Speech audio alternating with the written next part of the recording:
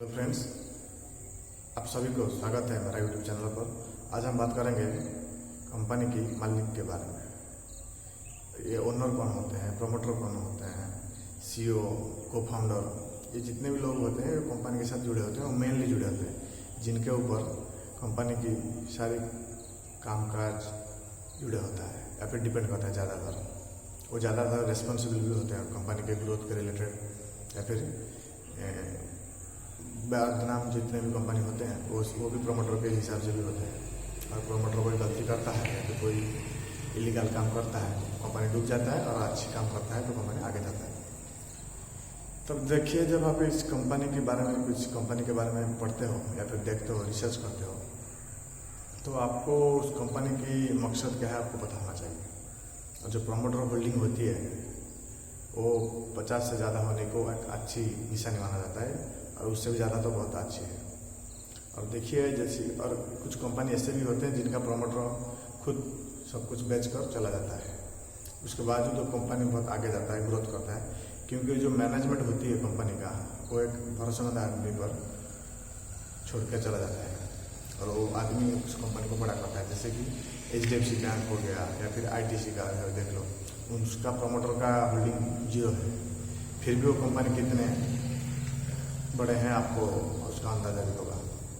तो इसी हिसाब से आप प्रमोटर की बात जब करते हो तो आपको ये जो जानना बहुत ज़रूरी भी है कि जो आप मैक्सिमम कंपनी देखते हो, ज़्यादातर पिनी स्टॉक जो देखते हो, छोटे छोटे कंपनी देखते हो, उनका प्रमोटर का होल्डिंग सबसे अधिक होना जरूरी है। क्योंकि जब एक छोटे छोटे कंपनी का प्रमोटर होल्डिंग बहुत कम होता है तो कभी कभी वो बेच कर निकल जाते हैं, और वो कंपनी आगे जाकर डूब भी जाता है या फिर नुकसान में जाता है, तो अभी आपका जो अमाउंट है, जो मनी है, वो लॉस में कन्वर्ट हो जाता है। तो आपको ये समझना बहुत ज़रूरी है कि जब कोई प्रमोटर आप देखते हो किसी भी फील्ड में, चाहे जैसे भी कंपनी क्यों ना हो, IT हो, जितने भी कंपनी देखोगे, तो आपको ये बहुत जानना जरूरी है कि जो प्रमोटर होती है उनके पास कितना शेयर होल्डिंग है। अगर नहीं भी है तो इसको मैनेजमेंट कैसे चला रहा है, मैनेजमेंट सही है कि नहीं। और अगर उसका मैनेजमेंट का CEO बार बार चेंज हो रहा है तो आपको उस कंपनी से दूर रहने की ज़रूरत है, क्योंकि ऐसी जब कंपनी का मैनेजमेंट बार बार चेंज होता रहता है तो उस कंपनी में कहीं ना कहीं दोष होती है, कहीं ना कहीं उस कंपनी में कुछ इलीगल होता है, या फिर उन कंपनी अनुबंध होती है एक दूसरे में। शायद इसीलिए भी उस कंपनी में कुछ लोग जो होते हैं वो कंपनी से मतलब प्रमोटर बदलता रहता है, प्रमोटर हो या फिर CEO हो, MD हो, जितने भी सारे लोग जुड़े होते हैं मैनेजमेंट के, वो लोग बदलते रहते हैं। तो उस कंपनी से भी आपको दूर रहना बहुत बेहतर है आपके लिए। और जितने भी टॉपिक मैंने इस वीडियो में कवर कर रहा हूँ मेरे चैनल में, ये आपको निवेश से पहले आपको जानने की बहुत ज़रूरत होती है। चाहे पिनी स्टॉक हो, कैसे दूर रहने की ज़रूरत है, मालिक सोचना कैसा है, अपने पर पैशन कितना होना चाहिए, और यहाँ पर टाइमिंग का अहमियत क्या है। तो अब ये सब चीज़ों के बारे में जानना की आप जरूरत है। और ऐसी है कि टॉपिक है भी प्रमोटर, क्योंकि ज़्यादातर जो आप देखते हो कुछ लोग ये भी बार बार पूछते हैं कि ये कंपनी डूब तो नहीं जाएगा। देखिए, मैक्सिमम जो कंपनी होते हैं वो डूबते नहीं है, लेकिन कुछ पिनी कंपनियाँ होते हैं, जो छोटे छोटे कंपनी होते हैं, वो ज़्यादातर डूब जाते हैं। ऐसा इसीलिए अगर कोई मुसीबत आता है तो वो झेल नहीं पाते, शायद इसीलिए कंपनी जो छोटे छोटे कंपनी होते हैं वो डूब जाते हैं।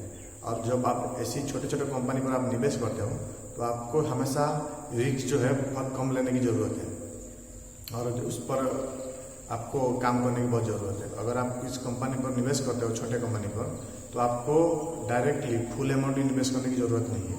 आप थोड़े इन्वेस्ट कर लीजिए, फिर रुक जाइए, उसके बाद फिर उसको समय दें। और जो प्रमोटर होते हैं वो कई प्रकार के होते हैं, और जो निवेशक होते हैं उनमें से FI, MI, डोमेस्टिकल जो इन्वेस्टर होते हैं, जो फॉरेन इन्वेस्टर होते हैं, वो भी एक हिस्सा होती है। और जब बात हो रही पब्लिक ऑफर की, मतलब IPO लाने की, आप स्टॉक एक्सचेंज पर लिस्ट होने की, आप उस स्टॉक को कोई भी खरीद सकता है, बाहर के देश लोग भी खरीद सकते हैं और हमारे देश के लोग भी कर सकते हैं। और इंस्टीट्यूशनल इन्वेस्टर कुछ होते हैं जो कि बल्क में डील करते हैं, यानी ज़्यादा क्वांटिटी में उस शेयर खरीदते हैं। तो आपको ये हमेशा भी याद रखना जरूरी है कि आप जिस भी कंपनी का शेयर खरीदते हो वहाँ पर कितना इन्वॉल्वमेंट है FI वालों की या फिर DI वालों की, कितने की हिस्सेदारी है। तो आपको ये समझना बहुत ज़रूरी है। और ज़्यादातर आप देखोगे अगर कुछ स्टॉक में ऐसे भी होते हैं जिस पर एफआई वाले एंटर भी नहीं करते हैं। ऐसा इसलिए होता है क्योंकि उनका जो साइज होता है, जो फंड होता है, बहुत ज़्यादा होती है। वो छोटे कंपनी में एंटर नहीं कर पाते हैं क्योंकि उनको रिटर्न भी उतना ही चाहिए और उनका कभी कभी थोड़े वक्त में बहुत ज़्यादा रिटर्न चाहिए। तो उस कंपनी को प्रेफर करते हैं जिसकी मार्केट कैप बहुत ज़्यादा होती है, सपोज 20,000 करोड़ से ज़्यादा या फिर 1 लाख करोड़ से ज़्यादा। तो ये भी आपको ध्यान में रखना चाहिए। और कोई कंपनी में एफआई वाले हो या फिर डीआई वाले हो, कोई नहीं भी है अगर, तो भी वो कंपनी अच्छी हुए। आपको ये ऐसा नहीं है कि वो नहीं है तो कंपनी बुरा है, ऐसा नहीं है। आप ये ध्यान हमेशा रखिए कि कंपनी का ग्रोथ कैसा कर रहा है। आपको ये समझने के लिए कुछ आप है, मैं आपको रेकमेंड करूंगा कि आप उस पर जाके स्टडी कीजिए। आपको थोड़ा बहुत नॉलेज मिल जाएगा आपको। और आप जब टैली करोगे, कंपेयर करोगे, आपको बहुत कुछ चीज़ें सीखने को मिलेगा, नई चीज़ें सीखने को मिलेगा, जैसे कि स्टॉकेज, मनी कंट्रोल, टिकर टैप, स्क्रीनर। तो आप जितने भी एप्लीकेशन है ये सब मैक्सिमम मुफ्त में है और उनका सब्सक्रिप्शन ही है। आप सब्सक्रिप्शन लेने की भी ज़रूरत नहीं है, आप मुफ्त में चलाइए और इसको देखिए और टैली करते रहिए, कंपेयर करते रहिए। अगले साल प्रमोटर का होल्डिंग क्या था, अभी क्या है, तो आपको एक अंदाजा हो जाएगा कंपनी के बारे में। और बात रही कंपनी की मैनेजमेंट की, और मैनेजमेंट अगर उनका नाम पर कोई कंप्लेन आता है, कोई इलीगल एक्टिविटी आता है या फिर सेबी बार बार उस पर पेनल्टी लगाता है उस कंपनी पर, उसकी मैनेजमेंट पर, तो आप ये दूर रहने की कोशिश कीजिए उस कंपनी से। अगर कोई उसका इलीगल काम हो रहा है और जो कस्टमर होते हैं उनके ऊपर केस करते हैं कंपनी पर, तो आप उस कंपनी से दूर रहिए। और ये इसके पीछे वजह क्या है आप ढूंढने की कोशिश कीजिए या फिर उस केस से दूर रहिए, उस कंपनी से दूर रहने की कोशिश कीजिए। समझ रहे हो?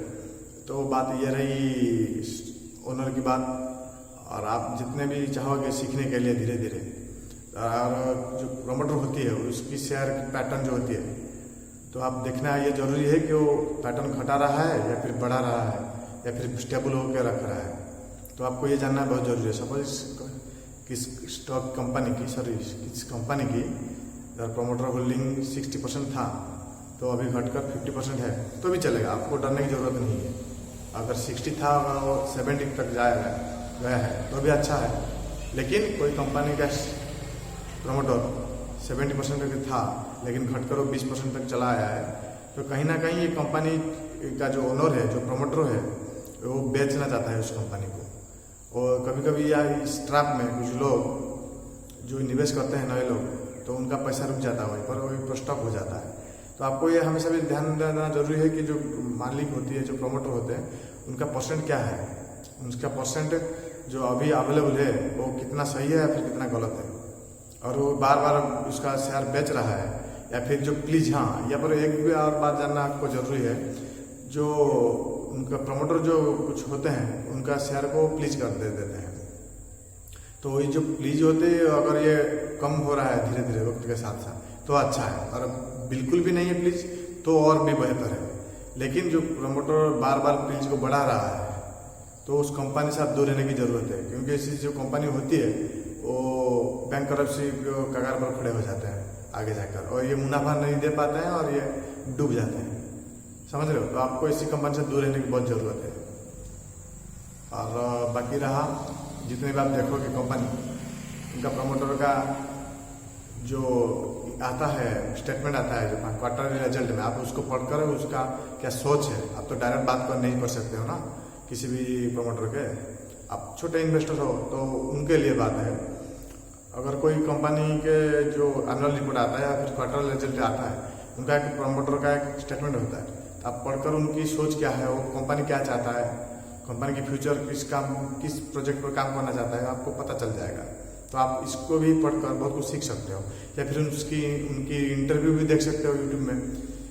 जितने भी ब्रांडेड कंपनियां देखोगे उनकी प्रमोटर का इंटरव्यू जो होती है आपको मिल जाएगा यूट्यूब में, आप देख कर अंदाजा भी कुछ लगा सकते हो। और ये मुझे अच्छा लगता है, क्योंकि मैं जब आप एक बेट लेते हो किसी भी कंपनी के ऊपर, तो ज़्यादातर आपकी जो बेट है वो जो ओनर होते हैं, जो प्रमोटर होते हैं, जो सीईओ होते हैं, जो मैनेजमेंट से होते हैं, उनके ऊपर लिया जाता है। समझ रहे हो? तो आपको ये देखना भी बहुत जरूरी है, और यूट्यूब में ये मैक्सिमम चीज़ें आपको मिल जाएगा। जो भी प्रमोटर का नाम है उसको सर्च कर लो और उनका इंटरव्यू आपको मिल जाएगा। मैक्सिमम लोगों के साथ तो मिल जाएगा। जो पीनी कंपनी स्टॉक होते हैं उनका प्रमोटर का शायद नहीं मिलेगा इंटरव्यू, लेकिन जो अच्छी कंपनी होती है उनकी प्रमोटर का इंटरव्यू आपको मिल जाएगा। और एक बात आपको बताना चाहता हूँ कि जितने भी कंपनी देखोगे, सेबी ने एक नियम लाया है कि सबका जो प्रमोटर का होल्डिंग है वो 75% से कम हो या फिर 75% हो। तो आपको ये भी जानना बहुत जरूरी है कि जितने भी परसेंट देखोगे तो ये सारे के सारे 75 से कम देखेंगे।